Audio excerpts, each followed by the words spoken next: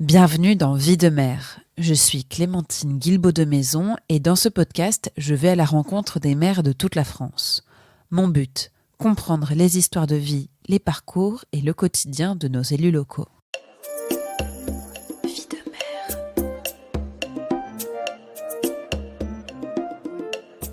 Oh, c'est une sacrée vie de mère. Pour ce nouvel épisode, je me suis rendue en train dans le département de la Loire. Contrairement à ce que plusieurs auditeurs ont pu croire, nous ne sommes pas dans les pays de la Loire, mais en région Auvergne-Rhône-Alpes, à 20 km de Roanne et 60 de Lyon. C'est le mois de septembre et c'est un grand jour dans la commune dans laquelle je me rends. L'inauguration de la nouvelle salle des fêtes du village. Députés, conseillers départementaux, maires, adjoints, conseil municipal des jeunes, tout le monde est là pour l'occasion. Les petits fours et le bon vin sont aussi au rendez-vous. La salle est logée dans un ancien restaurant que l'ex-propriétaire me fait visiter avec émotion, heureux que l'endroit continue à vivre pour accueillir tous les futurs mariages du village. Nous voici ainsi à Saint-Victor-sur-Rhin, commune rurale de 1200 habitants, encaissée entre plusieurs collines verdoyantes. Saint-Victor, c'est vraiment la carte postale du village français. Un clocher qu'on voit de loin, une petite gare, une rivière bordée de saules, une école, des pavillons entourés de grands jardins, un ancien atelier de tissage, une boulangerie, une épicerie, un restaurant et bien sûr, une mairie.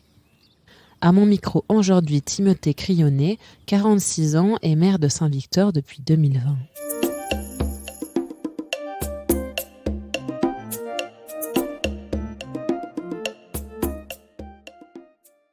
Bonjour Timothée Crionnet.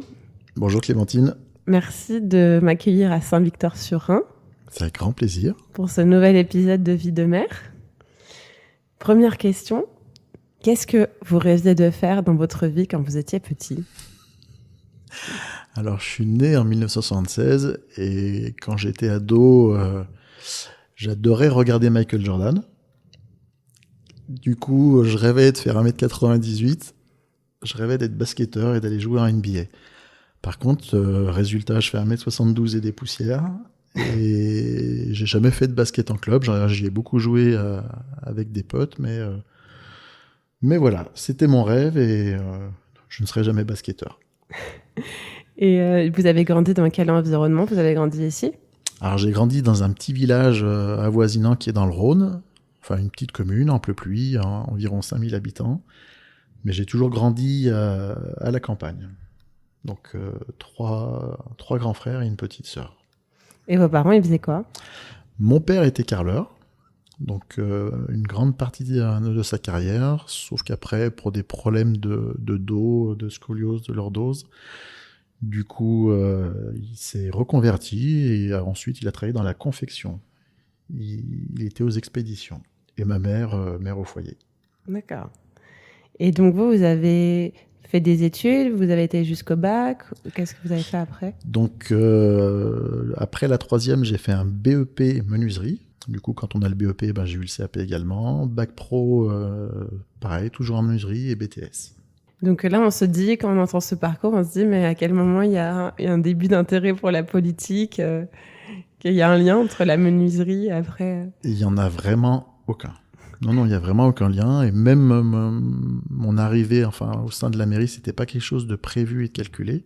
Alors bien sûr, après, à un moment, il y a eu une bascule. C'est que le jour où j'ai emménagé à Saint-Victor-sur-Rhin, je me suis inscrit au club de foot. Et 2 ans après, tout le bureau a démissionné. Et personne ne voulait prendre la place. Donc il y a un moment où j'ai dit, ok, je veux bien, mais je veux l'endroit où la place où il y aura le moins de boulot à faire. Et on m'a dit, président. Donc président de l'asso, j'ai dit ok. Et du coup, 2014, élection municipale, le maire à l'époque, Daniel Bezin, est venu me chercher, il m'a dit écoute Timothée, je te prendrai bien sur ma liste. J'y ai réfléchi quelque temps et je lui ai juste dit une seule condition, Daniel, c'est que je veux pas qu'on parle de politique. On est là pour les Saint-Victoriens et ni de droite ni de gauche. On peut tous avoir nos convictions, mais on n'est pas là pour ça. Mais ça veut dire quoi, parler de politique, du coup ? Parler de politique, c'est de parler d'autre chose que pour moi, les problèmes de ce qui se passe sur notre commune. Après, ça ne veut pas dire le chômage, c'est un problème national. L'écologie, c'est un problème mondial, enfin les changements climatiques.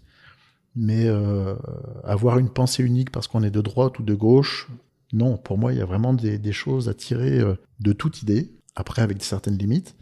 Mais je pense qu'on devrait écouter tout le monde et non, je trouve dommage d'être dans un parti et du coup de se limiter à un schéma de pensée plus ou moins unique. Et est-ce que, avant ça, vous aviez des modèles, par exemple, dans votre famille, dans votre entourage, de personnes qui étaient engagées au niveau local ? Aucun. Aucun ? Non, aucun. Non, pas du tout. Pareil, ma famille s'intéresse pas à la politique. Donc non, c'était vraiment... Enfin, je suis rentré au conseil municipal par amour pour mon village. Et c'est réellement ça a été la pied à l'étrier, oui. Et en 2014, votre entourage, il l'a pris comment, le fait que vous rentriez au conseil municipal ? Je pense que pour utiliser des mots corrects, ils en avaient un petit peu rien à cirer. C'était bien, c'était une preuve d'engagement, mais pareil, sans conviction, remis le fait d'être au service des autres et d'essayer d'être disponible. Et ça s'est passé comment, du coup, ce premier mandat ? Alors, ce premier mandat, c'est très bien passé. Alors, sur le début, on découvre plutôt le fonctionnement d'une commune, parce que je pense que beaucoup ne s'imaginent pas. Rien que la gestion du budget, c'est quelque chose d'assez balèze.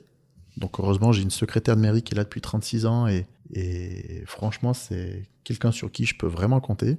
Et puis, l'autre chose qui m'a beaucoup impressionné, c'était la connaissance de l'ancien maire. Il connaissait la puissance des ampoules du terrain de foot, il connaissait vraiment dans plein de détails toute la commune. L'autre chose, c'est toujours cette période en premier où on découvre, et puis après il y a la deuxième période où on s'investit un petit peu plus, où on essaye de faire des bonnes choses, de prendre des dossiers. Donc j'avais à l'époque géré l'adressage de la commune. Vu que mon ancien métier, c'était postier. Et franchement, bosser en équipe pour la commune, j'ai vraiment adoré. Donc après avoir fait des études de menuisier, vous êtes devenu postier ? Alors dans un premier temps, tout de suite après mes études, j'ai bossé dans une entreprise de literie. Donc je chargeais des matelas et des semelles dans des camions toute la journée. Mais j'adorais ça, il y avait une bonne ambiance, une bonne équipe. Et un jour, il y a un concours de la Poste, année 2000, il me semble. Et j'ai réussi le concours. Du coup, je me suis retrouvé donc dans un premier temps facteur, et puis après, j'ai passé des concours en interne 6 ans plus tard, et je suis devenu chef d'équipe. D'accord. Voilà. Et c'est vrai que moi, j'imagine qu'il y a un lien aussi postier, c'est le service public. Il y a la proximité avec les citoyens, les gens de la ville qu'on va aller voir tous les jours. Ça vous a aussi sensibilisé peut-être à l'intérêt du village ? Alors je pense que là où tu as raison, c'est que l'humain est très important dans ce métier. C'était un vrai métier de service public qui est en train de complètement disparaître. Mais chose qui ne se ferait plus maintenant, à l'époque, j'avais des trousseaux de clés de maison. Donc les gens, quand ils partaient l'été en vacances, on allait vérifier que la piscine fonctionne toujours, qu'il n'y ait pas eu de coupure de courant pour le congèle. Il m'est arrivé de purger des radiateurs, de nourrir des chats. Enfin, franchement, c'était extraordinaire. Et on avait un retour qui était tout aussi extraordinaire. Tous les mardis matins, quand je passais dans une maison à Sourcieux-les-Mines, à l'époque j'étais facteur là-bas, j'avais ma canette de coca qui m'attendait dans une bassine d'eau fraîche sous les escaliers. Les gens n'étaient pas là, mais j'avais ma canette de coca. Alors c'était du coca, hein. Pas de whisky avec ? Non, sans whisky. Mais ouais, franchement, c'est un métier magnifique qui est en train de trop changer pour des questions de rentabilité. Mais l'humain, j'ai vu des gens pleurer, il y a un enterrement où il a fallu que je m'assoie à côté de la famille parce qu'ils me considéraient comme quelqu'un de la famille. C'était le top. Donc, vous avez eu des expériences d'encadrement à travers le rôle de postier en passant les concours, et aussi au sein de l'associatif en devenant président du club de foot. Est-ce que vous voyez beaucoup de différence entre l'engagement associatif et après l'engagement qu'on a dans un conseil municipal ? L'humain doit toujours passer en premier. Alors, il doit quand même y avoir des limites. Les libertés s'arrêtent toujours là où commencent celles des autres. Donc, il y a un moment, il faut faire preuve de respect. Il ne faut pas tout accepter non plus. Il ne faut pas se faire marcher sur les pieds. Mais oui, en termes de gestion, ça m'a beaucoup apporté. Donc, ce premier mandat, il y a des choses que vous avez commencé à réaliser. Vous étiez en charge de quoi précisément ? Alors, ce premier mandat, non, j'étais pas en charge de grand-chose. Donc, voilà, j'ai refait l'adressage. Ça, c'était vraiment la plus grosse mission. C'est quoi l'adressage ? L'adressage, justement, quand on est passé à la fibre, le THD 42 nous disait qu'il faut des adresses précises et exactes. Et il ne fallait pas qu'il y ait deux adresses qui portent, par exemple, le même dénominateur commun. On ne pouvait pas avoir l'impasse Saint-Roch et la rue Saint-Roch. Donc voilà, il a fallu refaire tout l'adressage de la commune. Et c'était une mission que j'ai menée à l'époque avec un des adjoints, 2 conseillers municipaux. Et on s'est fait plaisir, ouais. Ouais, on a passé des bons moments. Et puis, toute la question de la logique d'une adresse, parce que certains auraient voulu garder leurs adresses, parce qu'avant, on réfléchissait beaucoup par hameau. C'était un hameau, un bout de colline qui portait une adresse. Sauf que faut expliquer aux gens que c'est là où il y a le plus d'habitants qui garderont l'adresse actuelle, parce que comme ça fera changer à beaucoup moins d'habitants la future adresse. Mais non, franchement, c'était un truc super sympa. Après, j'étais avec l'adjointe à la vie scolaire. Donc là, ça a été la découverte du système scolaire en tant qu'adulte, le retour à l'école. Donc nous, on a une école maternelle et primaire, et franchement... Donc vous avez eu du contact aussi, j'imagine, avec l'adressage, en tant qu'ancien postier, c'est quand même marrant, enfin, au courant postier, et aussi avec les enfants. Donc vous êtes commencé à connaître beaucoup de monde dans le village. Vous connaissiez déjà ? Par le biais du foot, forcément, à l'époque, il y avait 2 équipes, donc c'est une 40aine de licenciés, plus leurs conjoints, plus les enfants. Plus après, quand on va à l'école, on apprend à connaître les enfants, leurs parents. Donc, petit à petit, on connaît pas mal de monde. En plus, je pense que dans le domaine associatif, j'étais pas investi qu'au foot. Quand il fallait rendre un coup de main au comité des fêtes, où j'étais aussi bénévole, enfin... Dans différentes associations, j'ai fait aussi un petit peu de basket. Donc, je connaissais l'équipe de basket. De temps en temps, j'aidais à la table de marque, ce genre de choses. Et après, on connaît vite du monde, ouais. Et vous parliez aussi tout à l'heure du rôle des secrétaires de mairie. Et c'est vrai que je pense que c'est quelque chose qu'on sous-estime. C'est l'importance d'avoir des gens qui ont de la compétence, qui est transmise de mandat en mandat à travers les secrétaires. Est-ce que vous pouvez nous parler de cette secrétaire de mairie ? Alors, Rachel Terry, 36 ans de métier, et vous pourrez en parler à toutes les autres secrétaires de la communauté de communes, elle est exceptionnelle. Donc c'est quelqu'un qui est toujours au fait des derniers systèmes informatiques, c'est quelqu'un qui est toujours au fait des nouvelles réglementations. En fait, elle se met toujours au top. Elle se laisse pas dépasser par les nouvelles technologies. J'ai beau avoir 15 ans de moins, des fois c'est elle qui m'apprend des trucs. Ce qui est impressionnant aussi, c'est la multitude de tâches que doit faire une secrétaire de mairie. La connaissance qu'elle doit avoir juridiquement sur l'adressage, sur l'état civil, sur tout ce qui est procédure vis-à-vis des animaux dans les communes, la voirie, les demandes de subventions. Enfin, je pourrais vous en dire, mais tellement, et avec la rigueur qui est imposée en plus aux secrétaires de mairie, sur l'état civil, enfin, c'est simple, il n'y a pas droit à l'erreur, quoi. Quand on remplit l'état civil, on ne peut pas se louper d'une lettre, on ne peut pas... Et Rachel, là-dessus, est exceptionnelle. Et donc Rachel, elle va bientôt partir à la retraite, si je comprends bien, non ? Alors, même si j'étais contre la réforme des retraites, ouais. L'avantage de cette réforme, c'est que je vais la garder sûrement 2 ans de plus. Donc, en fait, quand je vais finir le mandat, elle devrait à quelque chose près finir sa carrière. D'accord. Et vous imaginez comment remplacer une personne comme ça ? C'est facile de trouver La compétence?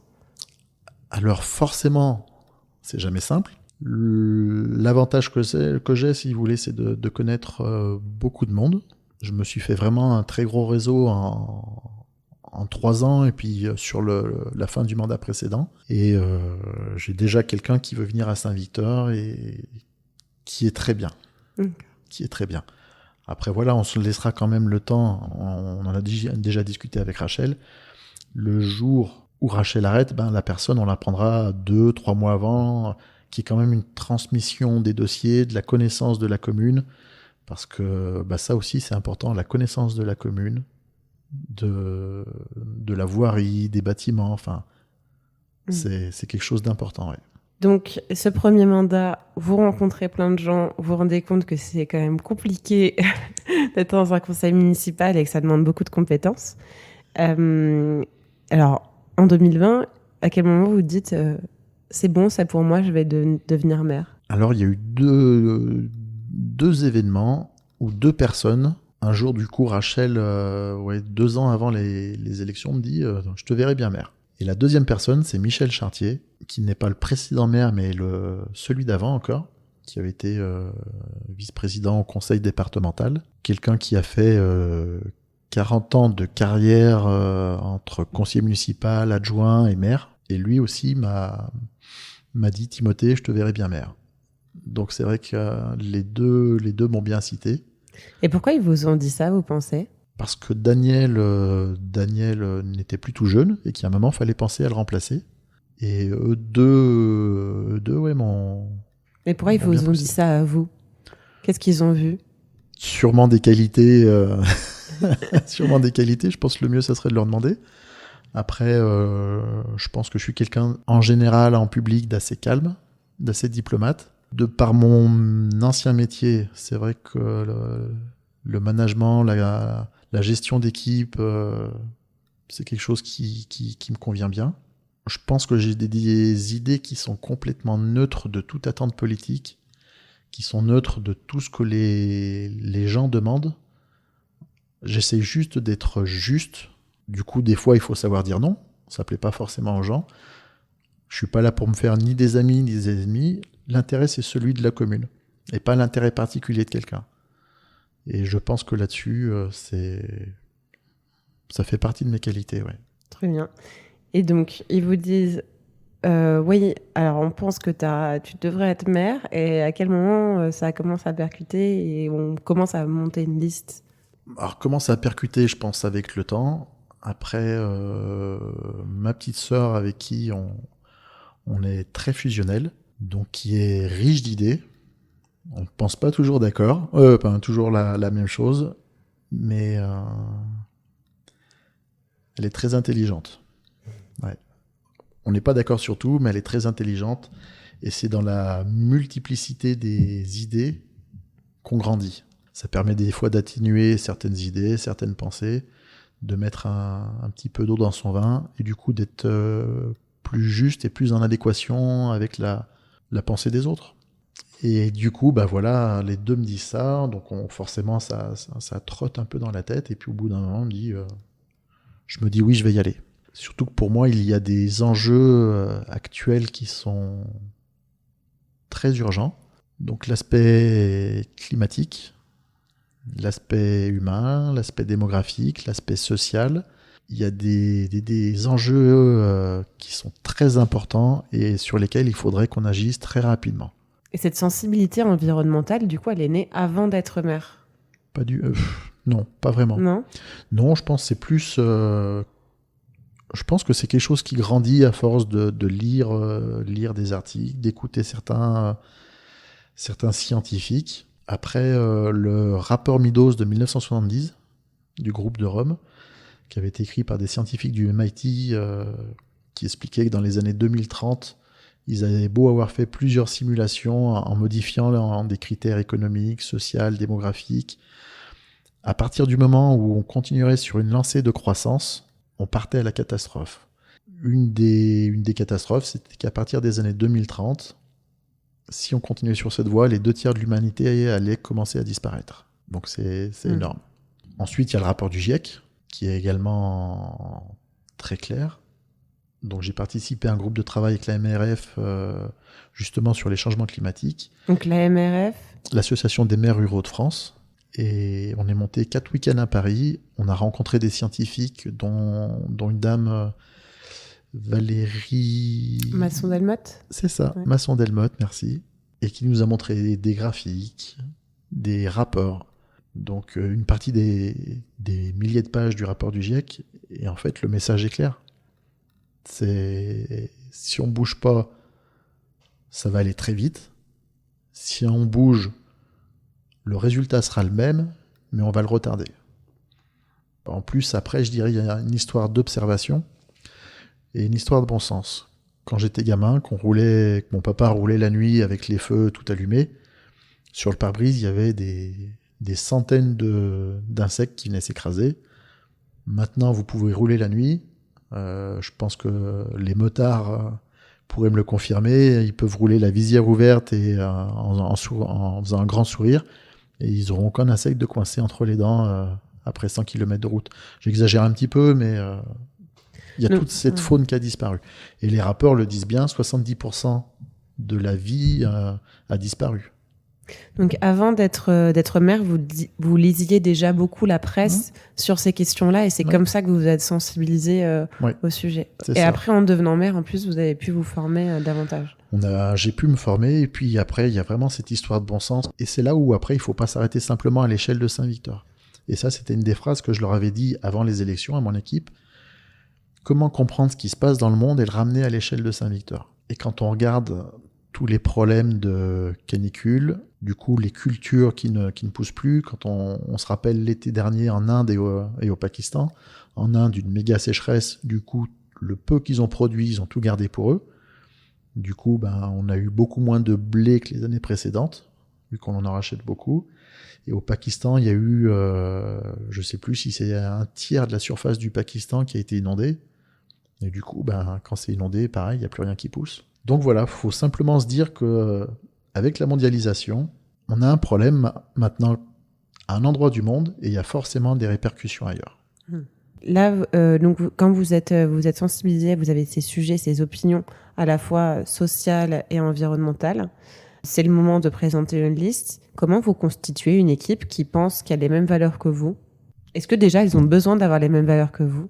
C'est quoi les critères de sélection ? Alors moi, c'était la première fois. Du coup, critères de sélection, j'ai pris quelques personnes de l'ancien conseil parce que je pense qu'il fallait des personnes qui connaissent déjà le job, notamment mon premier adjoint, Gérard Durion. Enfin voilà, recruter quelques personnes de l'ancien conseil. Et puis, quand j'ai constitué ma liste, on essaye de trouver des personnes multigénérationnelles, multi-activités, justement pour partager différents points de vue. Je voulais vraiment une équipe différente d'une personne à l'autre, pour qu'on ait vraiment une réflexion plus pertinente, plus poussée et à la fois plus posée.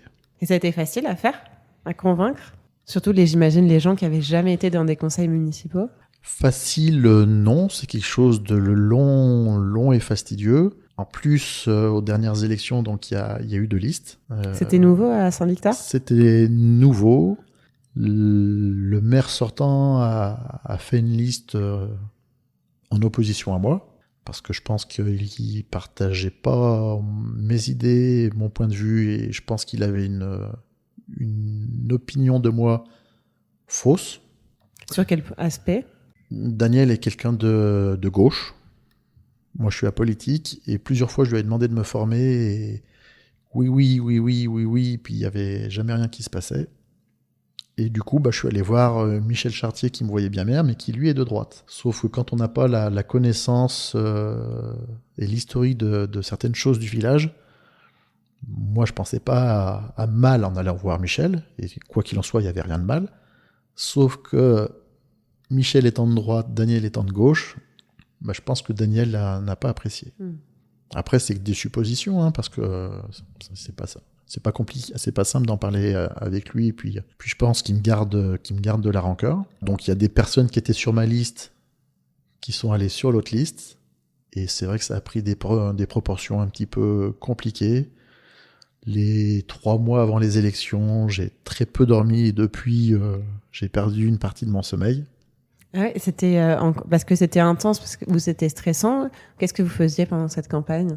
Alors moi, j'essayais d'être le plus juste et le plus honnête possible, mais voilà, ma sœur avec qui je m'entendais très bien, il y a des personnes qui arrêtaient pas de lui parler de moi. Du coup, ma sœur, ça l'agaçait. Du coup, elle me reprochait qu'on lui parle de moi, surtout qu'on lui disait des choses qui n'étaient pas forcément vraies. Et du coup, ouais, à une époque, ça avait créé beaucoup de tensions avec ma sœur et un jour, ça a pété. Et il y a un moment où, alors après, on s'adore, hein, et l'amour est passé d'abord, mais il a fallu qu'on s'explique réellement. Ouais. Et c'est dommage en fait d'en arriver là, parce qu'on s'imagine à l'échelle d'un village les enjeux et les proportions que ça prend.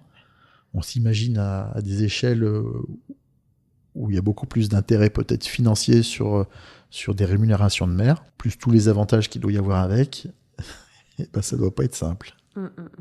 Donc il y avait un vrai suspense sur qui allait gagner cette élection. Si je comprends bien. non, excusez-moi. Là, je me la raconte un peu. Oui, il y a toujours un réel suspense, surtout que l'ancien adjoint à la voirie qui était au début sur mon équipe a été sur l'autre équipe. Et c'était quelqu'un de très bien. Après, il a fait ce qu'il a fait, mais quoi qu'il en soit, c'est une personne que j'apprécie beaucoup, qui pour moi est très compétente. Donc pareil, ils avaient des belles personnes dans leur équipe. Donc après, avant élection, on peut jamais savoir, à moins d'avoir un Dorday en face, mais je pense qu'on peut jamais savoir ce qui va se passer. Ouais. Surtout que ce qu'il faut pas oublier, c'était que c'était en plein Covid. Oui, alors donc ça, c'était très particulier aussi comme élection. C'était très particulier. Au début, on savait pas si elles allaient avoir lieu. Du coup, ils les ont maintenues. Par contre, vu qu'on était en plein Covid, ils ont maintenu les anciennes équipes municipales jusqu'au mois de mai. Et en mai, ils ont dit, allez, là, on passe au vote du maire. Parce qu'en fait, quand on vote, on élit une équipe municipale et on n'élit pas un maire. Et donc, premier conseil municipal qu'il y a eu, élection du maire. Donc, voilà, je me suis présenté et j'ai été élu, sauf 3 voix, les 3 voix de l'opposition. Là, vous êtes élu, vous avez fait la fête. T'es content. Okay. Donc le soir, j'ai fait un tout petit discours sur le parvis de la mairie, où de mémoire j'avais dû citer une phrase du Petit Prince, parce que j'adore ce livre, parce que c'est un livre qui parle de choses très simples et pourtant tellement évidentes, mais avec une grande logique, avec beaucoup de bon sens.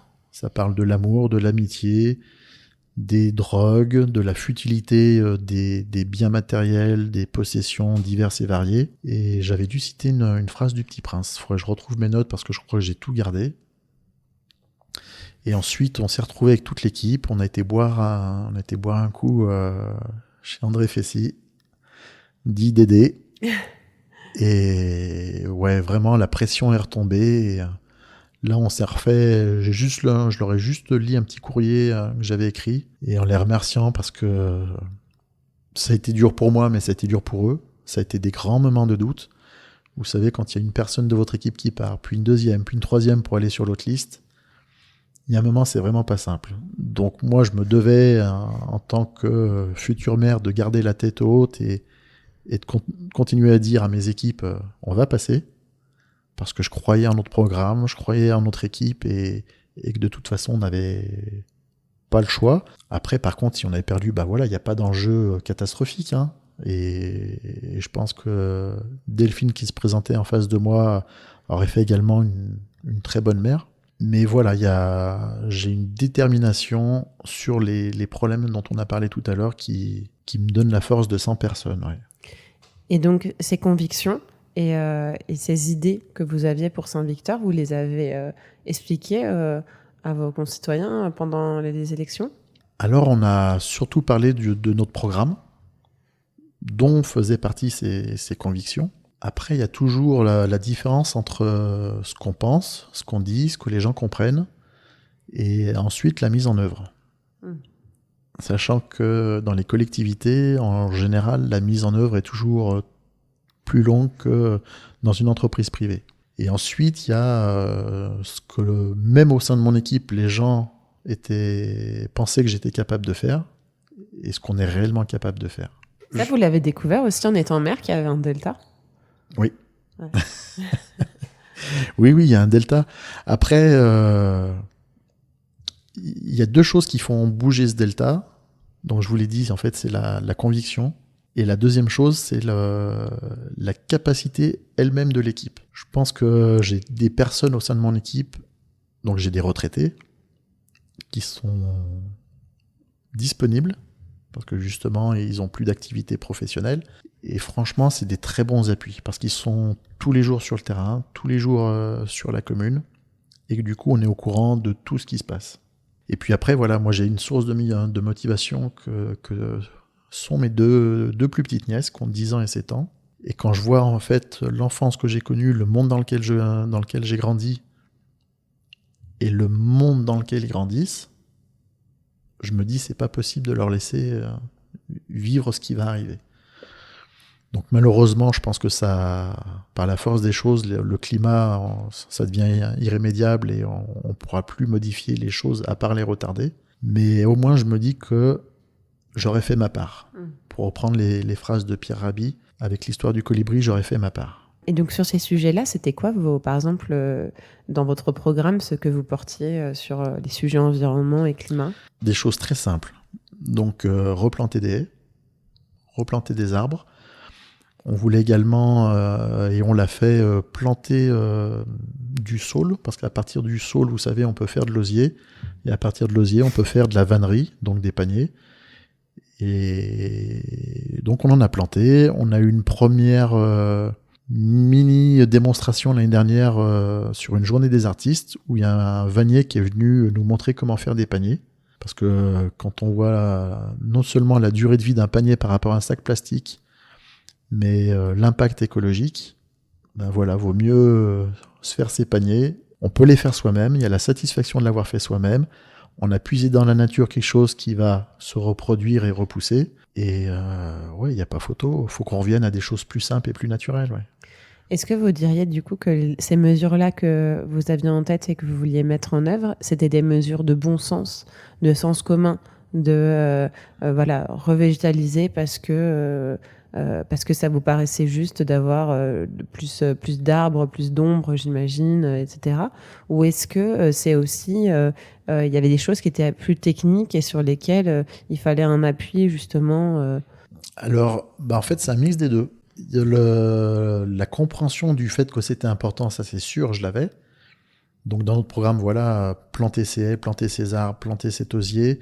Il y a des choses qu'on a pu faire nous-mêmes, comme faire un jardin pour la cantine, sans produits, sans pesticides, sans insecticides, avec des graines le plus possible qu'on puisse récupérer. Donc on fait notre propre... Enfin, il y a quelqu'un sur la commune qui a une grainothèque et du coup on essaye de partager ses graines. Et forcément, il a fallu un appui technique, parce que par rapport à la communauté de communes, on profite de subventions qui doivent venir de la fédération de chasse, où en fait, quand on plante, ça nous coûte moins cher. Donc, c'est quoi exactement c'est la fédération de chasse qui est rattachée à la communauté de communes? En fait, c'est la fédération de chasse au niveau du département, mais je pense que c'est un plan national depuis 3 ans, où ils cofinancent le fait de replanter des haies. D'accord. Parce que eux, pour eux, des haies, c'est de la vie, c'est des insectes, c'est des oiseaux. S'il y a des insectes et des oiseaux, forcément, il y a des prédateurs un peu plus grands qui eux-mêmes ont d'autres prédateurs. Et en fait, c'est simplement pour perpétuer la vie. Donc on a beau dire en fait que la chasse détruit la vie, pas que. Je pense qu'il faut être un peu plus mesuré. Et pour avoir accompagné les chasseurs sur des sorties de chasse, chose que j'avais jamais faite avant, et franchement j'étais agréablement surpris. Je pense que j'ai jamais vu autant d'animaux qu'en partant avec eux. Croiser des biches dans une clairière et ne pas y toucher parce qu'on n'était pas là pour ça. Les laisser passer en courant et... Enfin ouais, franchement, c'était des moments un peu magiques. Il y a toujours ces fameux viandards, Sauf qu'à Saint-Victor, je suis pas sûr qu'il y en ait, parce que pour tous les connaître, ils sont vraiment au top. Et on a un président qui dirige cette équipe d'une main de maître. Et ils sont vraiment là pour la préservation de la vie, parce que le jour où il y aura plus rien à chasser, ils seront plus chasseurs, quoi. Les idées politiques que vous avez dit, il y a un delta entre ce qu'on pense qu'on peut faire et après ce qu'on va faire. À quel moment vous l'avez vu? C'était quoi les barrières exactement? Les premières barrières, en fait, c'est simplement le foncier. Donc, nous, la commune, possédons quelques terrains, donc agir dessus, c'est super simple. Par contre, les prêts à la campagne, ils appartiennent tous à des propriétaires qui ne sont pas la collectivité, quoi. Des propriétaires privés. Et quand on leur dit, ça serait bien, par contre là, c'est pas nous, la commune, qui pourrons financer ça, que vous replantiez des haies, ça bouge pas forcément.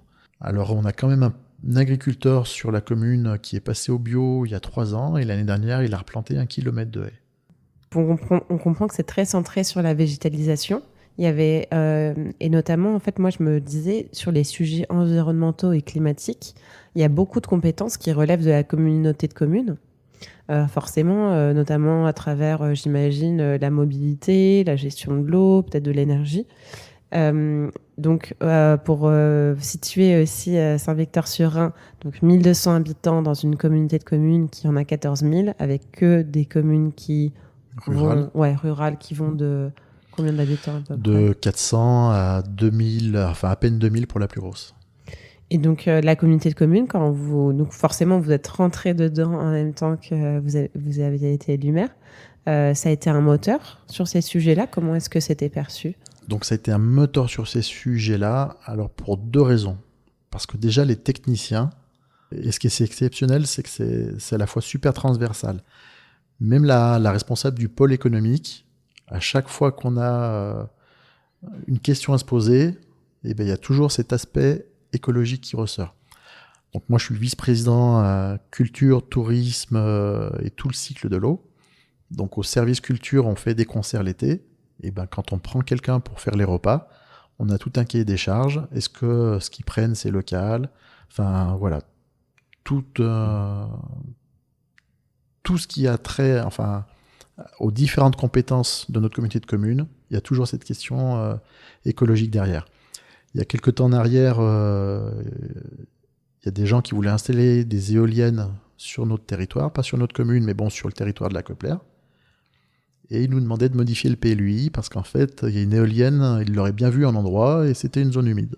Et là, il n'y a eu aucun doute d'aucun maire. C'est une zone humide et elle restera telle qu'elle et on ne va pas modifier le PLUI pour gagner 8 000 € par an sur le gain que l'éolienne nous fera. Enfin, il y a un moment... voilà. Et là, on peut voir qu'il y a des fois des contradictions et des choix à faire en fait sur le sujet environnemental, parce que j'imagine qu'il y en a qui ont pu argumenter que les éoliennes aussi, ça participait à la transition énergétique et donc on se retrouve avec une contradiction entre transformation énergétique et protection de la biodiversité. On est d'accord, Ouais. Sauf que la priorité, ça reste la vie. L'énergie n'amène pas la vie. Je vais vous prendre un exemple tout simple. Vous rasez une forêt entière pour mettre des panneaux photovoltaïques. Donc oui, le panneau photovoltaïque, on décarbone à mort pour produire de l'énergie, sauf qu'un arbre, naturellement, sans aucun coût financier, va absorber ce carbone. Plus toute la biodiversité qu'il y a à l'intérieur, il y a un moment, qu'est-ce qui vaut mieux? En plus, on sait qu'en France, si toute la population de la Terre était française, il nous faudrait 2 planètes,7 pour subvenir à nos besoins. Donc il y a un moment, avant de vouloir produire plus d'énergie, et c'est là où j'étais pas forcément d'accord au moment de l'atelier avec la MRF, c'est qu'il y a un moment, il faudrait peut-être qu'on divise par 2,7 fois notre consommation. Il faudrait peut-être qu'on soit plus sobre. Arrêtons de commander des petits objets à 5 € qui viennent de Chine, en disant oui, on fait une économie, mais est-ce que l'économie, on la fait réellement? Quand on voit l'impact écologique entre la fabrication et dans quelle mesure ils fabriquent, on sait que la Chine, il y a beaucoup de centrales à charbon. Ensuite, après, il y a ces super bateaux, ces super tankers, ou je ne sais plus comment ils les appellent, qui traversent la planète, je crois qu'ils sont au nombre de 60 000 sur les mers chaque jour. Qu'un de ces bateaux pollue autant que 200 000 voitures. Il y a un moment, quel est le coût économique? Et en plus, à chaque fois qu'on fait fabriquer à l'étranger, c'est de l'industrie qu'on perd en France. Si on perd de l'industrie, ça veut dire qu'on crée du chômage. Et ce chômage, qui le paye? C'est bien ceux qui travaillent. Donc il y a un moment, en pensant qu'on va gagner 2 euros sur un stylo bille ou sur une babiole, quel est le coût réel derrière? Et il n'y a qu'à voir l'inflation, enfin tous les impacts économiques actuels. Et comment on fait quand on est maire pour mettre en place une politique de sobriété? Parce que j'ai l'impression que c'est ça que vous voulez faire. On communique. Après, nous concrètement sur la commune, on a réduit, donc le précédent maire Daniel avait déjà réduit l'éclairage public la nuit, et nous on l'a encore un petit peu plus réduit. Daniel avait lancé un programme de passer toute la commune au LED. Donc là on a quasi terminé cette année, je crois qu'il doit nous rester 15 lampadaires à modifier. Et puis après sur le chauffage, sur certaines pratiques, au lieu de chauffer à 22 la salle où les anciens se réunissent pour jouer aux cartes, du coup, ils râlent un peu, mais on passe à 19. Et puis, ils jouent le jeu, après ils mettent un pull. Pareil, la salle de sport, au lieu qu'elle soit chauffée, on abaisse la température à 13 degrés pour des activités sportives, une fois que le cœur est monté en température. Enfin, et puis, même nous, après, c'est quand on sort d'une pièce, éteindre la lampe, c'est éteindre les ordinateurs, enfin, sauf les serveurs. Mais voilà, c'est tous ces petits gestes du quotidien qui font qu'on progresse. Moi, j'ai l'impression qu'en ce moment, sur toutes les questions climatiques, il y a un peu une opposition entre la ville et les communes plus rurales, avec d'un côté les communes rurales qui vont reprocher aux villes forcément des gens qui sont plus peut-être cosmopolites et qui vont plus prendre l'avion et avoir des rôles peut-être dans des entreprises financières qui polluent. Et de l'autre côté, les citadins qui vont reprocher aux ruraux d'utiliser tout le temps leur voiture, d'avoir des grandes maisons à chauffer.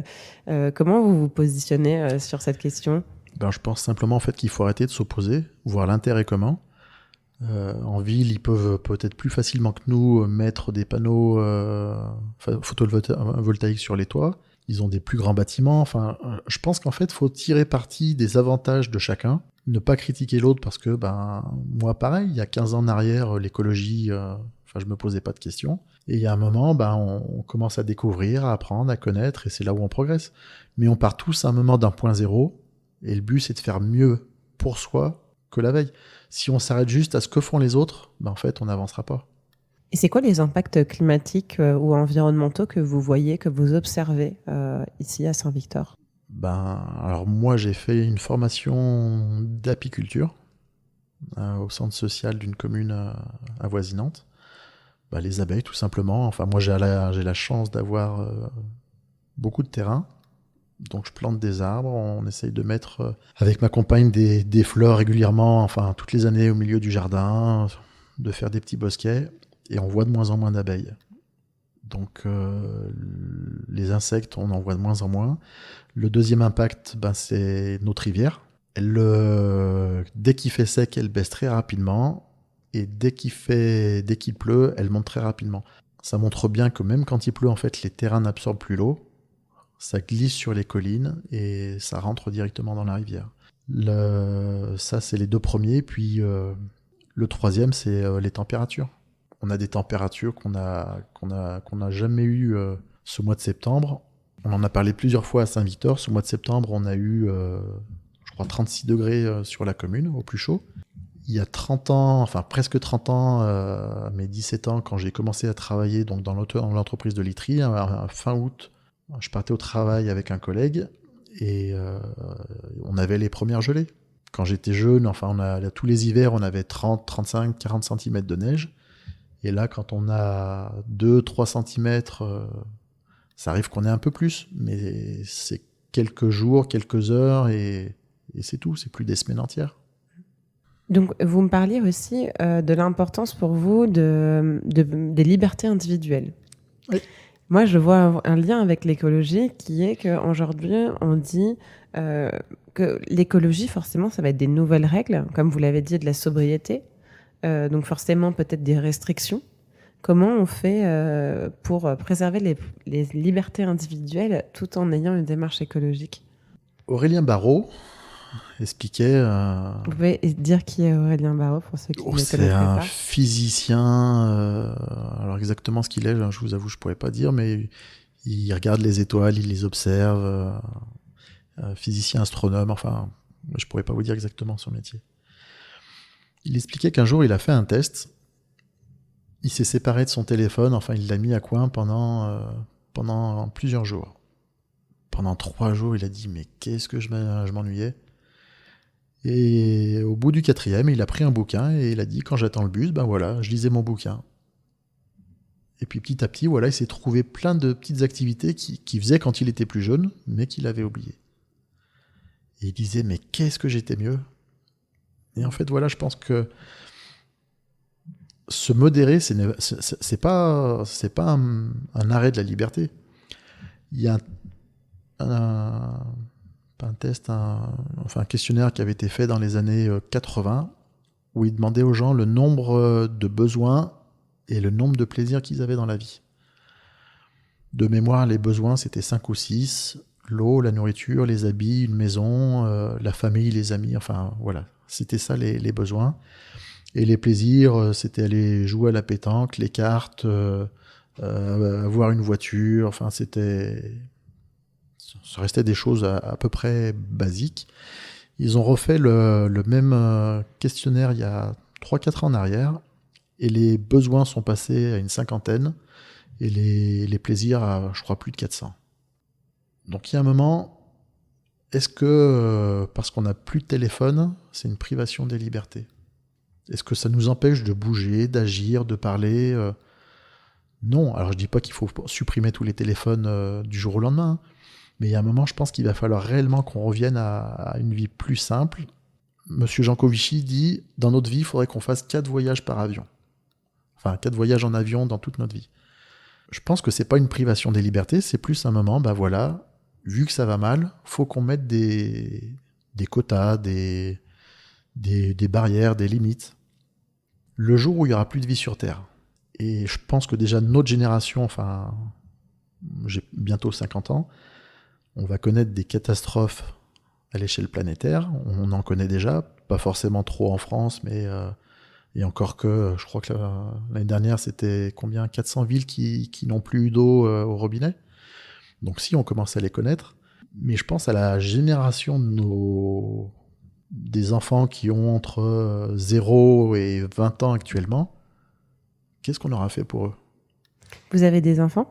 Non. Non. Non. Et vous avez quand même cette sensibilité pour le futur ? J'ai 8 neveux et nièces.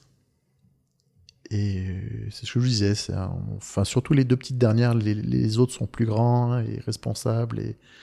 Et ils sont en état de comprendre les choses et d'agir sur les choses. Alors que mes nièces, à 10 ans et 7 ans, suivent ce que les parents font. Et pour le moment, elles ne demandent rien et ne sont pas en capacité de nuire de leur propre chef à la planète ou d'agir en faveur de la planète. Même si elles commencent à avoir une petite conscience de ce qui va et de ce qui ne va pas. Mais pour le moment, elles suivent leurs parents. Et voilà, moi je me dis, je me dois de me battre pour elles. Et pour tous les autres. Est-ce que, si vous n'avez pas eu d'enfants, c'est pour des raisons écologiques ? Non, c'est pas pour des questions écologiques, c'est que je suppose que j'ai jamais su faire. Et que maintenant, en fait, par contre, ça fait quelques années où je me dis, je suis plus en âge d'en avoir. J'aurais toujours rêvé d'avoir des enfants, mais je suis plus en âge d'en avoir. C'est rare d'entendre des hommes dire ça.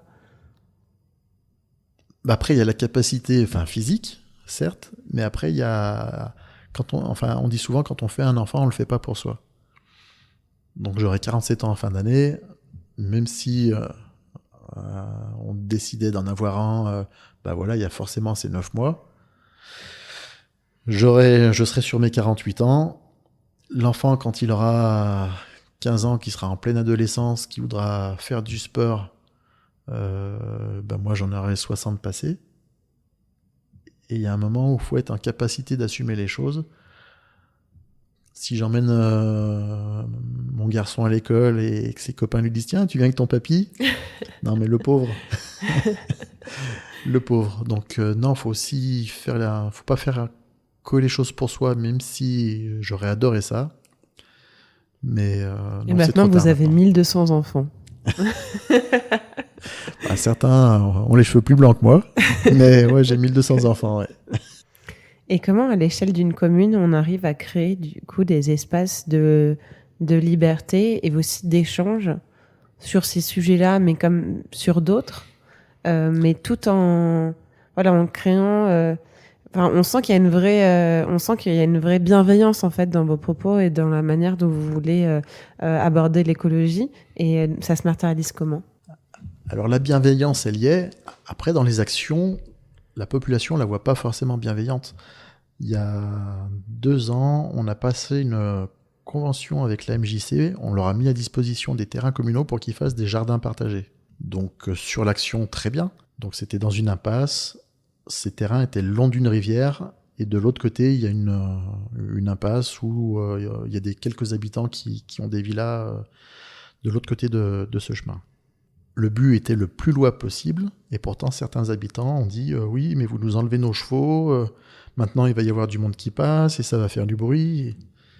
On proposait des jardins partagés, pas une prison, pas une centrale nucléaire, pas une usine qui allait faire beaucoup de bruit. Et vis-à-vis de ces gens, je faisais pas preuve de bienveillance. Donc voilà, après c'est pareil, tout à l'heure on parlait de Delta, c'est toujours de là où on se situe, quelle est la vérité. Moi, en tant que maire, je me dis, ce projet est magnifique, extraordinaire. Eux, en tant que voisins, disaient, non, ça va être une gêne pour nous. Donc, je suis pas sûr, en fait, d'avoir réussi à mettre grand-chose en place. On les met. Mais après, est-ce que ça va changer la mentalité des gens et leur conception de l'urgence climatique ? Je suis pas sûr. Vous pensez qu'il y a des choses, du coup, qui doivent être faites à d'autres niveaux politiques, ou est-ce que ça relève plus de la politique ? Alors nous, à notre niveau, on peut agir sur nos terrains, sur de la communication, mais pour moi, c'est une certitude. L'enjeu est tellement important et urgent, ça devrait être des enjeux politiques au niveau national et des enjeux majeurs. La France a mis en place le fonds vert, 2 milliards.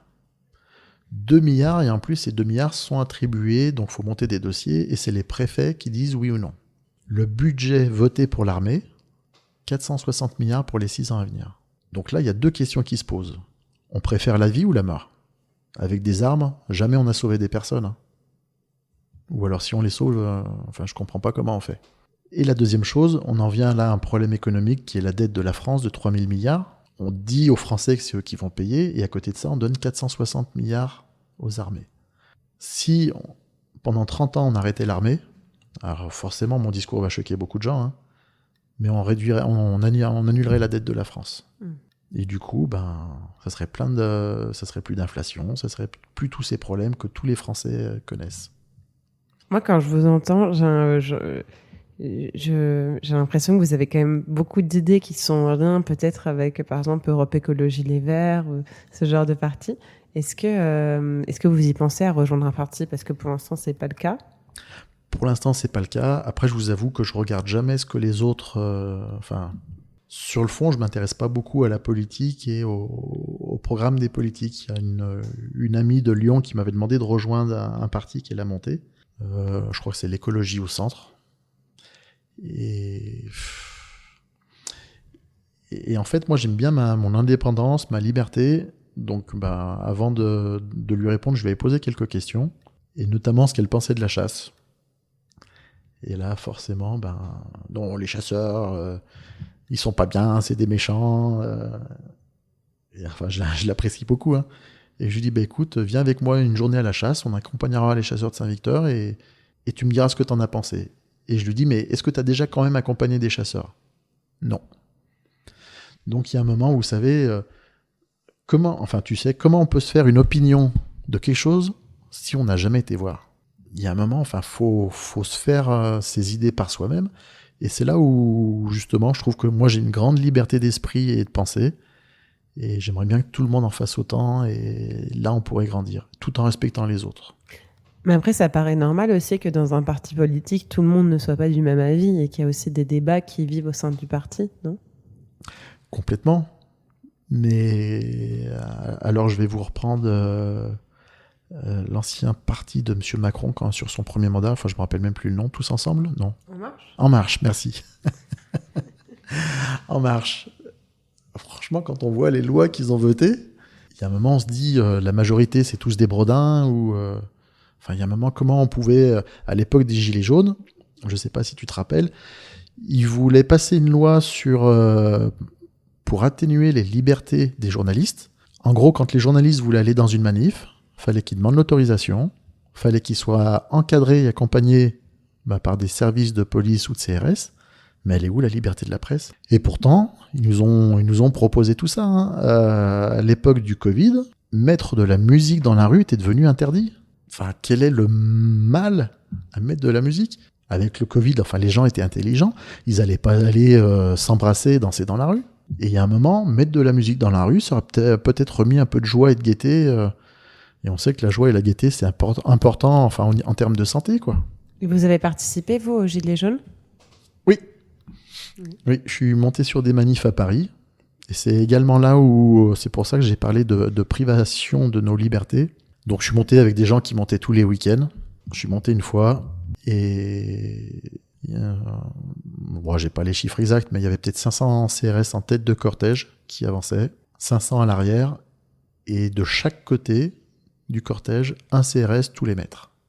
On pouvait pas rentrer, on pouvait pas sortir. Il y avait de la musique, il y avait une très bonne ambiance, c'était bon enfant. Ceux qui m'avaient emmené m'avaient dit il y a juste 2-3 choses à savoir. S'ils baissent la visière, c'est qu'il va se passer quelque chose. S'ils mettent le masque à gaz, c'est qu'ils vont balancer les fumigènes. Et là, cours. Ça voulait dire quoi pour vous, rejoindre les Gilets jaunes?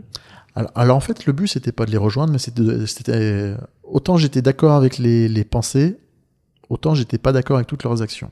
C'était quoi les pensées, du coup? Les pensées, à l'époque, c'était qu'il y avait des gros problèmes économiques parce que le gasoil, le carburant était très cher. Il y avait des difficultés à finir ses fins de mois. C'était des problèmes sociétaux de ce qui se passait en France. Et du coup, les gens galérant plus, voulaient revendiquer ce droit à vivre dignement, alors que nos grands milliardaires français se gavaient de plus en plus, quoi. Il y a un moment, il y avait vraiment une injustice sociale. Et il faut toujours, parce que pour moi c'est encore pire qu'avant, remettre un peu d'équilibre. Est-ce que c'est normal que quelqu'un possède 200 milliards de richesses, que ce soit à travers des entreprises, des bâtiments, peu importe la manière dont il les possède, et que des personnes soient obligées de dormir dans leur voiture alors qu'ils travaillent à plein temps parce qu'ils n'arrivent pas à se payer un loyer, quoi. Donc non, je pense qu'il y a vraiment des sujets que les Gilets jaunes voulaient améliorer. Là où moi, perso, j'étais pas d'accord, c'était de bloquer tous les ronds-points dans nos campagnes. Parce qu'en fait, on peut pas forcer les gens à manifester. De bloquer les gens, pour moi, c'était pas forcément le bon moyen de faire apprécier ce mouvement. Et non, je pense que le vrai mouvement, c'était de monter à Paris et destituer notre gouvernement. Oui, carrément. Il fallait aller jusque-là. Écoutez, quand un gouvernement n'est plus là pour son peuple, mais juste pour quelques personnes, souvent je prends l'exemple de la Révolution française. Avant de poser une question aux gens, je leur dis, mais pour vous c'était une bonne chose ou pas? Alors sans rentrer dans tous les détails, parce que on a destitué les nobles, qui a pris le pouvoir, c'est un peu quand même les bourgeois. Les bourgeois, voilà. Donc ça a été un transfert de pouvoir, mais sur le fond, pourquoi s'est battu le peuple? Pour se nourrir. Pour y arriver, il a fallu passer à des actions malheureusement violentes. Mais pourquoi? Parce qu'ils crevaient la dalle. Et là, qu'est-ce qui se passe de plus en plus en France? Actuellement, c'est 1 personne sur 7 en France vit sous le seuil de la pauvreté. Quand on voit que des gens mangent 1 fois par jour parce que ça coûte trop cher, on peut se moquer de tous les pays d'Afrique et dire que c'est des pays du tiers-monde, mais on n'est pas mieux en France. Donc, sur ça, dans votre commune, par exemple, c'était des discussions aussi que vous aviez avec les gens. Il y avait beaucoup de débats, j'imagine. C'était des débats, pas forcément. Et puis, je vous dis, on vit quand même dans le meilleur village de France. On a une population assez extraordinaire. Ce matin, tu étais présente à la manif qu'on avait mis, à la manifestation et à l'inauguration qui était en place à Saint-Victor. Les gens s'entendent bien, ça rigole. Il y a vraiment du bon vivre, du respect entre eux. Et le souci, c'est qu'en fait, il fait tellement bon vivre que c'est compliqué de voir qu'ailleurs, ça va mal. Et on a une responsabilité en tant que maire, même si dans sa ville ça se passe bien, à porter un discours à plus grande échelle aussi. Eh ben oui, moi j'estime que oui, il y a un moment, enfin, qu'est-ce qu'elle représente, l'écharpe tricolore? Elle représente le pouvoir de l'État. Bleu, blanc, rouge, enfin voilà, ça reste notre bannière tricolore, liberté, égalité, fraternité. Moi je suis le premier magistrat de la commune. Et il y a un moment, j'estime qu'en tant qu'élu, je dois dire tout ce qui va bien, mais aussi tout ce qui va mal. Pour moi, l'État ne remplit plus son rôle. Regarde au niveau de la santé, il y a eu le Covid, et pourtant, est-ce que ça nous a empêché de fermer des lits d'hôpitaux? Les chiffres sont ce qu'ils sont, mais quoi qu'il en soit, même nous, notre petite commune, il y a un petit peu d'insécurité. Alors là, apparemment, les programmes, ils vont refaire des brigades de gendarmerie, mais depuis combien d'années ils suppriment du personnel dans la police et dans la gendarmerie? L'État est en train d'abandonner tous ses services. Ils sont en train de tout casser. Et pourtant, ça fonctionnait avant. Donc, il y a un moment, voilà, faut se poser les bonnes questions. Si l'État ne remplit plus son rôle, eh ben, faut qu'on change. Est-ce que, en tant que maire, vous avez donné une intention de vote pour les élections présidentielles l'année dernière? Non. Non. Non. Ça m'est arrivé une fois de donner une intention de vote. Pour moi, c'est une fois où j'ai fait de la politique et je l'ai beaucoup regretté. C'était pour les élections régionales. En fait, voilà, on m'avait demandé, et ça a été une bêtise de ma part, j'ai accepté. Mais oui, c'était réellement une bêtise de ma part. J'estime que les gens doivent voter en leur âme et conscience. J'ai pas à vouloir influencer quoi que ce soit. Surtout à ce niveau, et surtout pour des gens que je connais pas intimement. Et puis moi j'ai fait partie des votes pour Jean Lassalle. Il a eu quoi, 3%, je sais plus. Je me souviens plus exactement, mais oui, ça doit pas être beaucoup plus. Donc non, j'aime bien Jean Lassalle. Certains disent on le comprend pas. Certains disent à l'international il ferait pas l'affaire. Quoi qu'il en soit, quand on regarde Monsieur Macron à l'international, toutes ces bourdes avec Joe Biden, quand il parle tout fort devant les micros sur ce qu'il a dit aux Émirats arabes pour les questions du pétrole, les marchés des sous-marins atomiques avec l'Australie, il a perdu le marché. Enfin, pour moi, à l'international, oui, il présente bien, mais qu'est-ce qu'il a réellement réussi? Rien du tout. Qu'est-ce que vous aimez chez Jean Lassalle? Son authenticité. Alors ça va paraître un peu bizarre vu son âge, mais sa fraîcheur. Je pense qu'il est vraiment là, lui, pour les intérêts de la France. Après, c'est quelqu'un qui parle franchement et j'espère avec vérité. Il fait pas de faux semblants et pour l'avoir écouté, c'est quelqu'un qui raisonne rapidement, brillamment. Et voilà, j'aime à la fois ce côté franchouillard, bon vivant et respectueux des autres. Vous m'avez dit aussi que ce qui était important pour vous, c'était la joie de vivre en politique. Je pense que c'est peut-être ce que vous voyez en lui aussi, non? Ouais, complètement. Ouais. Quand on voit certaines de ses frasques à l'époque où il était député à l'Assemblée nationale, quand il arrive à faire rire tout l'hémicycle, alors que quand on voit dernièrement, alors même si les raisons étaient valables, les bagarres, les chamailleries, je préfère Jean Lassalle à tous ces petits nouveaux arrivistes qui sont là pour faire pour la place et pas par conviction. Est-ce que vous pensez qu'il faudrait une 6e République? Oui. Je pense qu'il faut complètement changer la Constitution. Je vais vous prendre un exemple tout simple. Quand les lois défendent les voyous, pour moi, en fait, elles sont plus justes. Qu'est-ce qui a le plus de valeur, la justice ou la loi? Pour moi, la justice, elle est même pas qualifiable. Une loi se devrait d'être juste. Et quand vous voyez que on peut vous voler, on peut vous violer, vous tuer, et que sur un vice de procédure, la personne est coupable, mais du coup, elle est libérée, on marche sur la tête.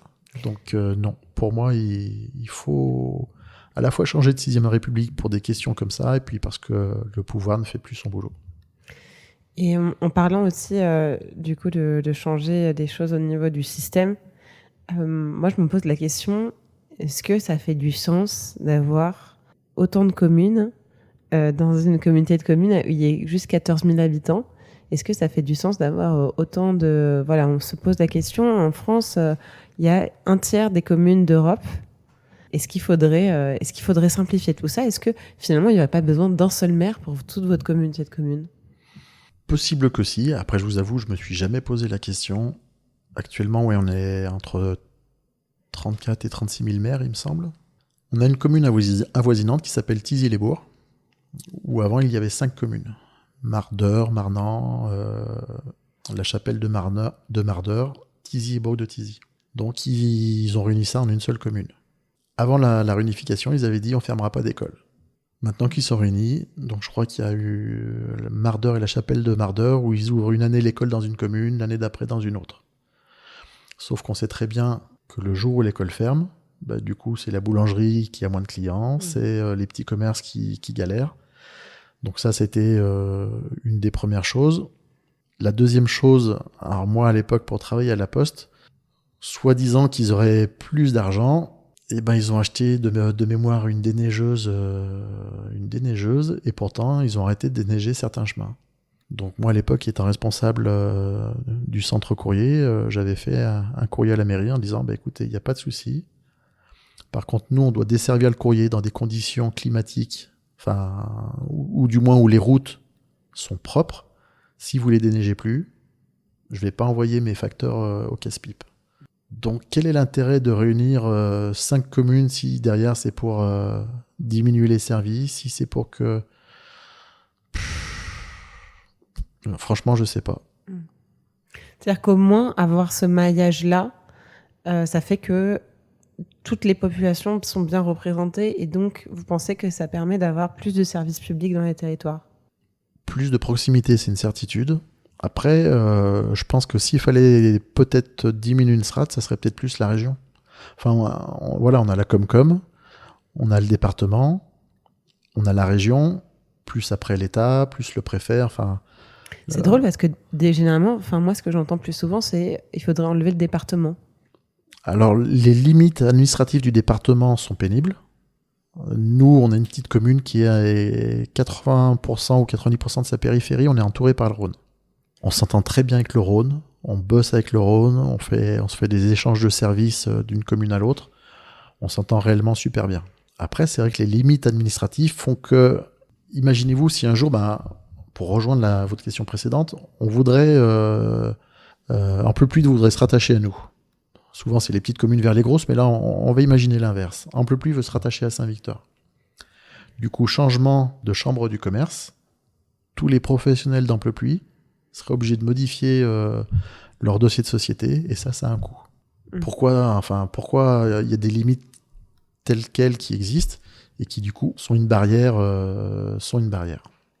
Mais alors, pourquoi supprimer plutôt la région, à votre avis? Parce que pour moi, la région, ils sont loin. Du coup, c'est très compliqué d'avoir des personnes en direct. Les conseillers départementaux, ce matin, ils étaient là à l'inauguration de notre salle des fêtes. C'est des gens, on les appelle, on a un retour. Au niveau de la région, c'est plus compliqué. Ils ont des territoires, du coup, très vastes.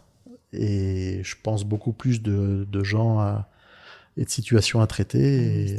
Ouais. Pour revenir, pour parler un petit peu de vous, qu'est-ce qui vous a le plus surpris quand vous êtes devenu maire? Comment tourner ça? Le Timothée maire et le Timothée avant maire, c'est exactement la même personne. Mes pensées n'ont pas changé et sont toujours les mêmes. Sauf qu'avant d'être maire, on m'écoutait pas forcément. Et maintenant que je suis maire, c'est comme si j'avais gagné une aura de respectabilité et d'intelligence qui me donne de la crédibilité. Alors que non, en fait, je suis toujours le même et je pense toujours les mêmes choses qu'avant.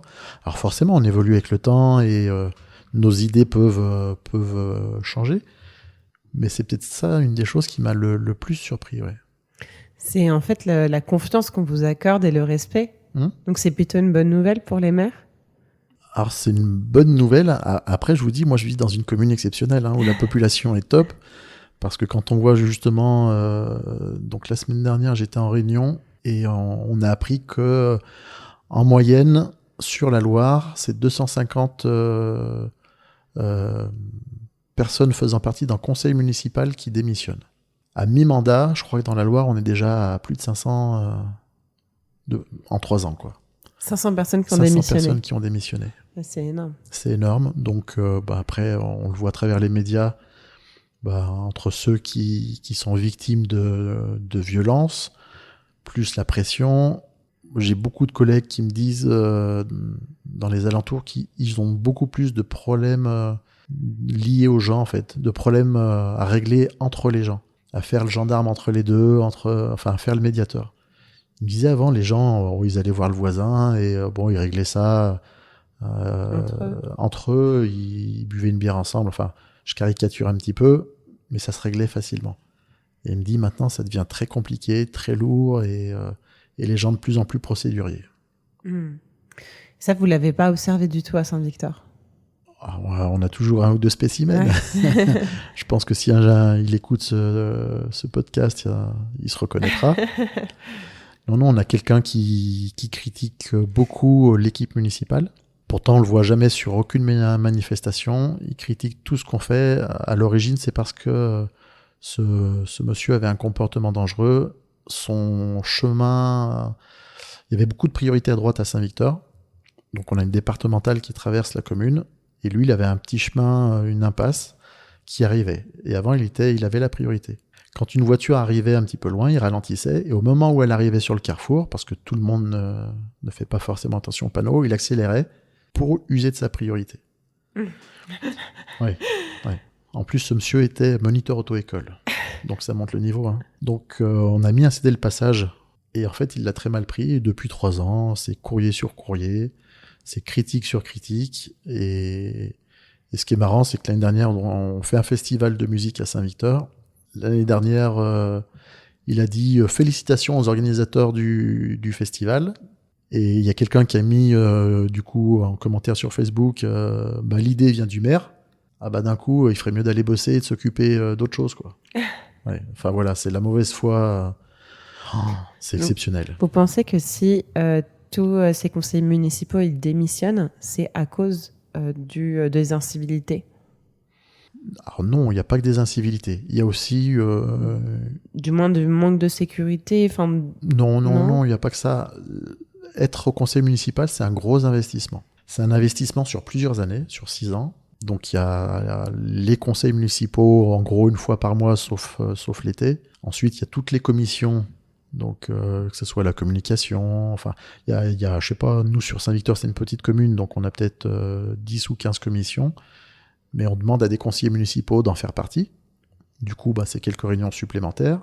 Plus après, au conseil communautaire, il y a d'autres commissions. Donc là, tout à l'heure, on parlait des voies douces.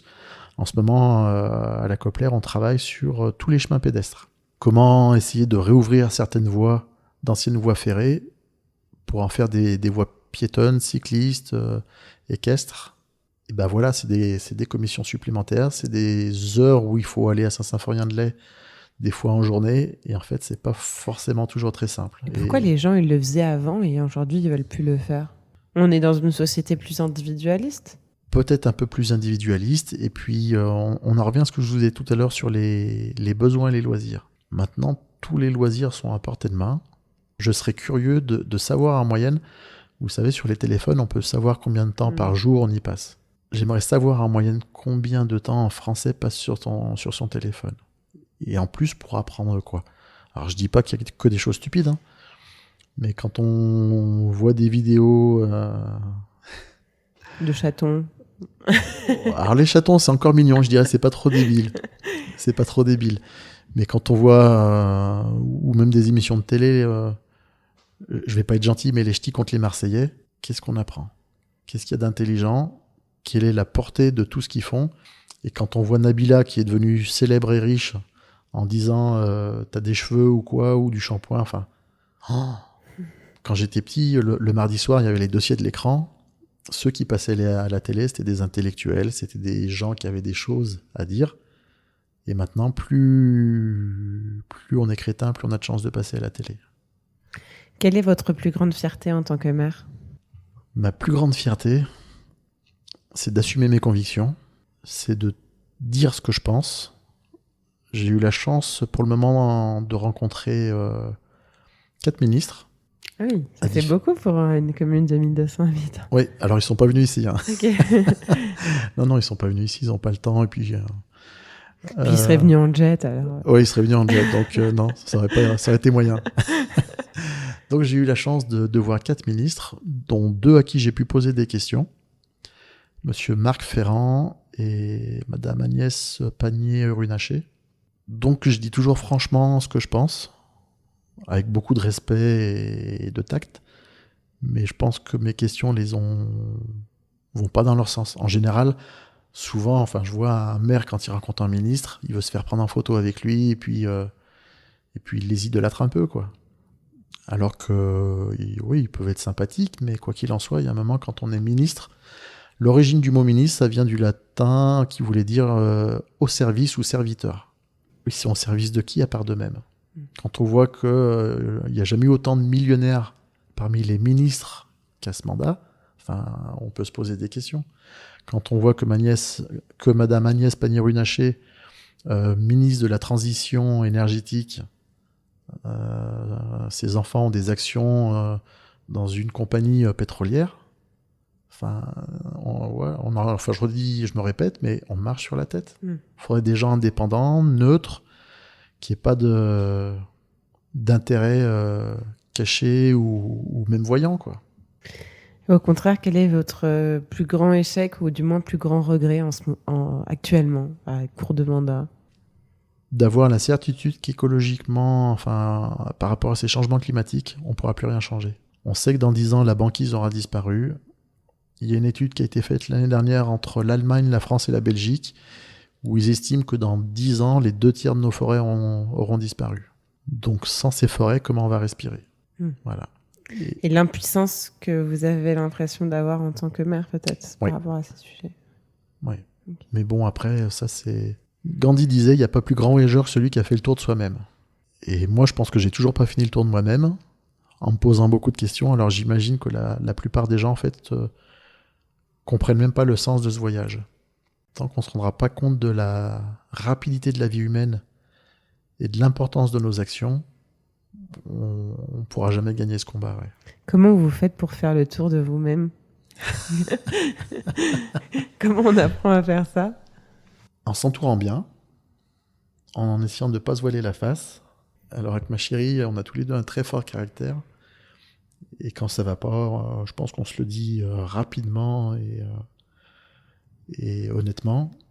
Après, j'ai des personnes autour de moi à qui j'ai donné cette mission. C'est si un jour je pète plus haut que mon derrière ou si un jour je perds mes valeurs, je veux qu'ils me le disent franchement. Certains, je sais, ils le feront avec du tact et d'autres le feront un grand coup de baffe. Mais ils le feront. Faut être sincère, honnête avec soi-même. Il faut souvent se remettre en question. Donc de temps en temps, c'est prendre le temps de voir d'où on vient, qui on était et ce qu'on pensait. Et est-ce qu'on pense toujours les mêmes choses? Est-ce qu'on a changé de direction par rapport à certains intérêts qui pourraient être financiers ou autres? C'est une belle leçon de vie. Je sais pas, mais voilà, on essaie d'être comme ça, ouais. Est-ce que vous voyez maire encore longtemps? Alors avant les élections, chose qui a fait rire ou déranger pas mal de personnes, j'ai toujours dit que je voulais... Si je me présentais comme maire, c'était pour finir président de la République. Donc ce qu'il faut savoir, c'est que quand j'ai été élu maire, j'ai écrit à M. Macron, parce que donc à l'époque, on était en plein Covid. Bon, je me rappelle plus de ma lettre par cœur, je crois qu'elle faisait 5 ou 6 pages, où je lui dis, voilà, je lui parle de cette perte des libertés individuelles, parce que je suis pas contre les vaccins, mais un vaccin qui est en phase de test, comment on peut l'imposer à tout le monde? En termes de législation, en fait, pour le moment, c'est où les gens acceptaient, mais ils n'ont jamais pu imposer réellement, forcer les gens à se faire vacciner. C'était illégal.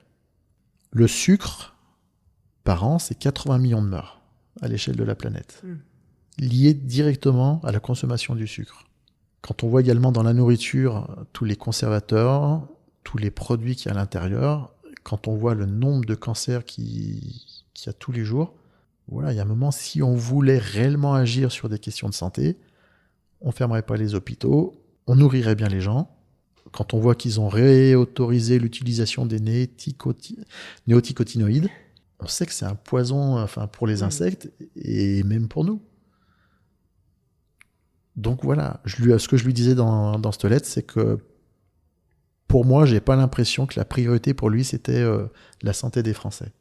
Ce que je lui expliquais, c'était que il venait d'un monde financier et que comme tout financier, pour moi, ceux qui l'ont mis en place, c'est des milliardaires qui détiennent les médias et qu'à chaque fois que des gens mettent quelque chose en bourse, c'est pour avoir un retour financier. Et pour moi, M. Macron est là pour que ces gens aient des retours financiers. Donc je lui ai simplement demandé de se rappeler l'enfant qu'il était. Si un jour il a été enfant, rêveur, naïf et tel qu'il est décrit un petit peu dans l'introduction du Petit Prince. Et je lui ai demandé de se rappeler ces moments. Moi, je lui ai dit clairement que je croyais pas en lui et que s'il n'était pas capable, je voulais bien le remplacer. Mais je lui ai dit que ma sœur avait voté pour lui et qu'elle espérait un changement. Elle a voté 2 fois pour lui. Quoique la deuxième fois, non, elle n'a pas voté pour lui. La première fois, excuse-moi. Et je lui dis que, par amour pour ma sœur, je voulais bien croire qu'il puisse faire des erreurs et que je voulais bien assumer le fait de m'être trompé à son sujet. Mais je lui ai dit et je lui ai répété que pour moi, il n'était pas là ni pour la France ni pour les Français. Et en fait, tout ce que je vois, toutes ses actions, toutes les lois qu'il met en place, pour moi, prouvent que j'ai raison. Donc ça veut dire que potentiellement, il y aurait des prochaines élections, vous aimeriez prendre un mandat national ? Actuellement, donc, ce que j'ai en tête, oui, c'est de me représenter en tant que maire. Et si, oui, je peux gravir les échelons dans le but d'un jour finir président.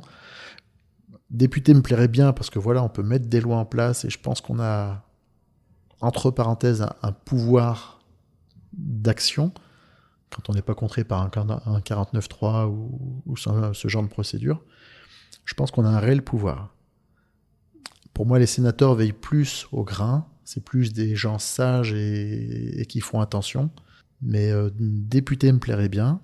Et après, ouais, même si j'y crois pas au fond de moi, parce que je dis toujours à Ingrid, de toute façon, le jour où je vais monter en politique, je sais que je vais beaucoup déranger et je sais que je finirai au fond d'un caniveau. Enfin, j'aurai un accident, quoi.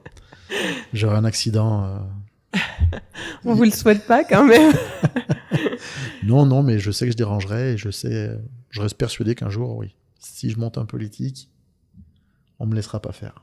Quel conseil vous souhaiteriez donner à un jeune qui souhaiterait lancer sa liste municipale en 2026 ? Alors je pense que les anciens maires, eux, démissionnent parce qu'en fait, ils ont connu les anciens mandats où c'était plus tranquille. Et moi, en fait, j'ai l'avantage justement d'être naïf. Vous savez, souvent on dit quand on construit sa maison soi-même, en fait, c'est parce qu'on se rendait pas compte du travail à faire qu'on l'a fait. Et c'est exactement pareil. Je pense que quand j'ai commencé comme maire, on se rend pas compte de ce qui s'était passé avant et des conditions qu'il y avait avant, donc on part avec un esprit neuf. Et voilà, je pense qu'il faut vraiment partir avec le corps pur, l'esprit neuf, ne pas avoir peur d'assumer ses idées, tout en acceptant les idées des autres, parce qu'on vit quand même dans une démocratie. Ouais, faut essayer de changer les choses. Faut pas avoir peur non plus, je l'ai dit tout à l'heure, de savoir dire oui quand c'est l'intérêt commun et de savoir dire non quand c'est un intérêt particulier. Et puis, ouais, continuer d'avancer et de temps en temps savoir se poser, regarder en arrière pour voir ce qu'on a fait. Mais continuer toujours de regarder droit devant pour ne jamais s'arrêter d'avoir de nouvelles idées, de se renouveler et d'avancer dans le bon sens. Être fidèle à soi-même et continuer à se remettre en question. C'est ça. Merci beaucoup, Timothée Crionnet. Merci, Clémentine.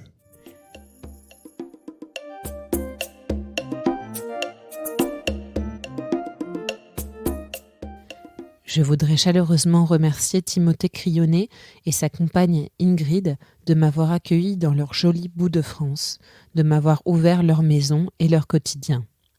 Au cours de ce petit séjour, j'ai eu le plaisir de découvrir un village animé et de rencontrer des habitants solidaires et engagés pour faire vivre leur commune. Bref, je vous conseille vivement de faire un détour à Saint-Victor-sur-Rhin lors de vos prochaines vacances si vous êtes à la recherche de joie de vivre, de nature et de tranquillité. Et je vous le promets, personne ne m'a payé pour dire cela dans le podcast. Vous avez écouté ce podcast jusqu'au bout, alors j'imagine qu'il vous a plu. Pour me soutenir et le faire connaître, vous pouvez en parler autour de vous et laisser 5 étoiles sur votre application d'écoute. Chaque coup de pouce est vraiment très précieux. Pour être tenu au courant des prochains épisodes, suivez-moi sur Instagram @vie de mère tout collé. À bientôt dans une prochaine vie de mère.